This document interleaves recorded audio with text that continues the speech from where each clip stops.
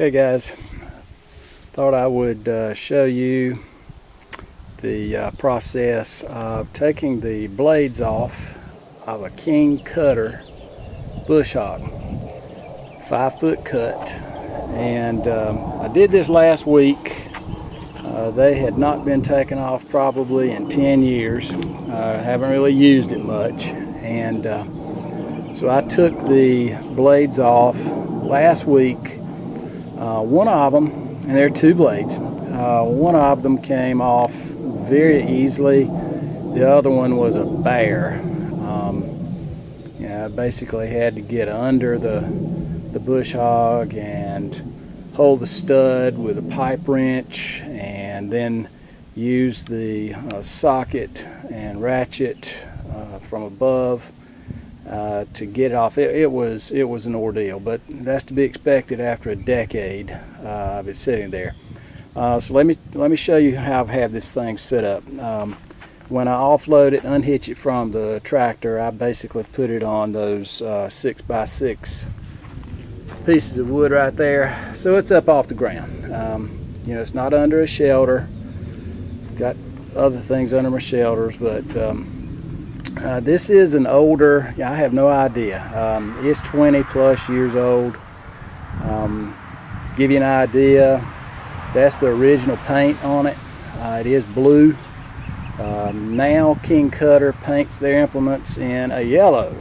So this was at a time where blue was their color. But anyway, I will show you essentially how you get to the nuts.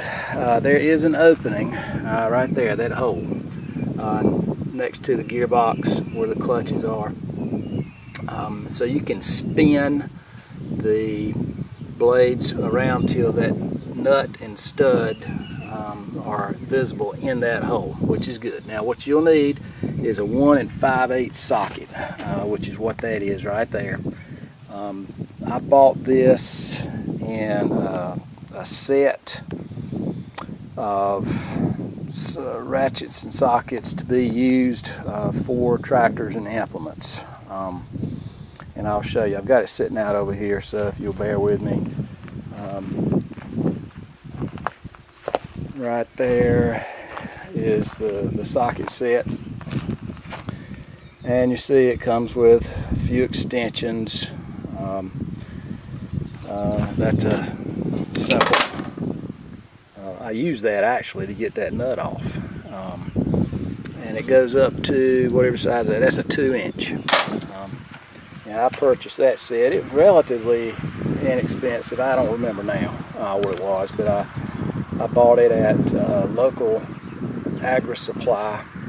You could probably get the same thing at a Tractor Supply, but since it was made in China, it was relatively inexpensive. But it's a lifesaver.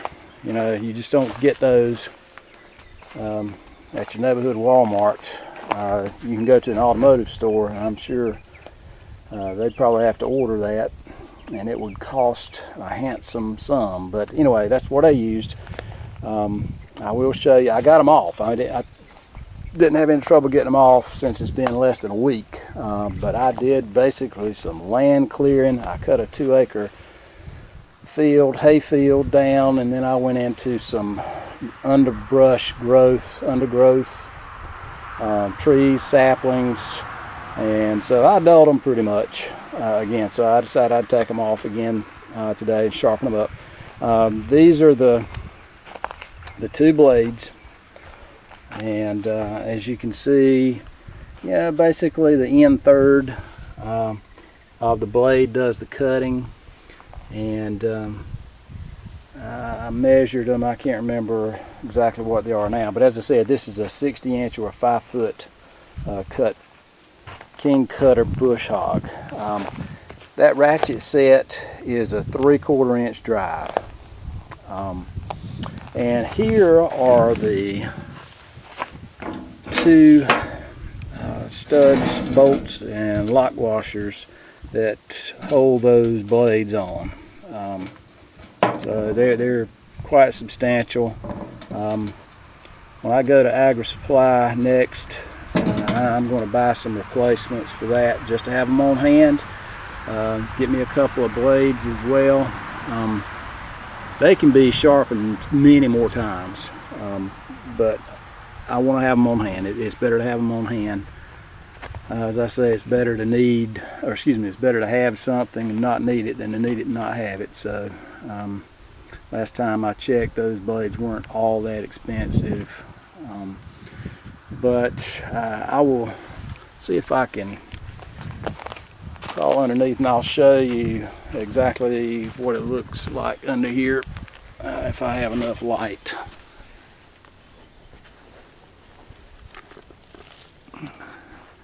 There, you can see that weighted wheel, which is what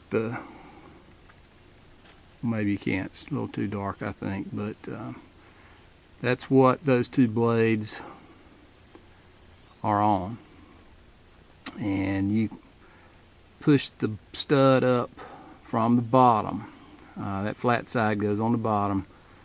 And so your nut and your lock washer go on top, so you can get them off that way. And as I said, they came off very easily this time, but it was a bear first time, but no worries. So what I did at that same time was I greased up the power takeoff shaft there, fore and aft, also the trailing arm wheel, and so I will do that. I'll make a separate video for that, but these things have got to be greased regularly.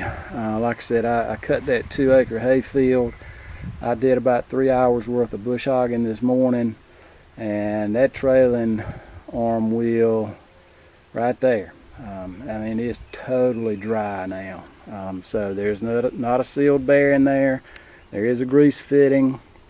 There's also a grease fitting on that that wheel, but I'm gonna have to take that it's a big cotter pin, as you can see, off. Take that washer off, and then you can just slide that whole wheel assembly out. There's the grease fitting. It was stopped up. It had been so long since it had been greased, it had just been sitting there that the grease inside of the grease fitting was hard, and it couldn't press it through. So I had to take that whole assembly off, get that hard grease out before I could get the new grease in. I am going to re-grease all of this. So as I said, I'll do that in a separate video, show you how to get those collars off and then reattach them. But I'm a big believer in greasing those moving parts. That will keep your machinery going for years and years and years. And 5-foot cut bush hog, probably about the cheapest you can get a new one's about $1,000. You know, $900 to $1,000. This same quality. So keep them greased. Keep the blades sharp. That gear oil and that housing unit there where the clutches are, that was changed. I'm going to check it again. It's got a check right there. You can take it off, see if it's full. But I'm going to do that soon as well. But this is a sturdily made, heavy gauge steel King Kutter bush hog. I don't believe that they make them today with the same gauge steel. The last ones I checked didn't have this heavy gauge steel, and I don't know exactly what the gauge is on this, but all I know is there was a little bend in this output. Right there it is on that side. And my brother took a 5-pound maul and bent it back, and it took some doing. Well, you can get a good idea about the gauge or the thickness right there. There's the other side. So it's heavy duty. I also plan on cleaning it up. I'm just going to take a wire wheel and knock some of that surface rust off and coat the top of this with a bed liner, and drill a couple of holes right there, because there's where water stands, and that's where the rust is. So I'm going to drill some holes for water to escape. But that's another project. So I'm just going to wire wheel that off, kill that rust. I've got some solvent that'll kill the rust, and then I'm going to put a bed liner on top of it. So again, try to maintain what you have. Everything's so expensive now. You want to do that. So just thought I'd show you. Again, it's a simple process, unless you run into a problem like I did, where they were essentially rusted on after having not been removed in a decade or so. But again, it's fairly simple if you do it on a regular basis. All right, guys, hope it helped. Take care, and I'll talk to you later.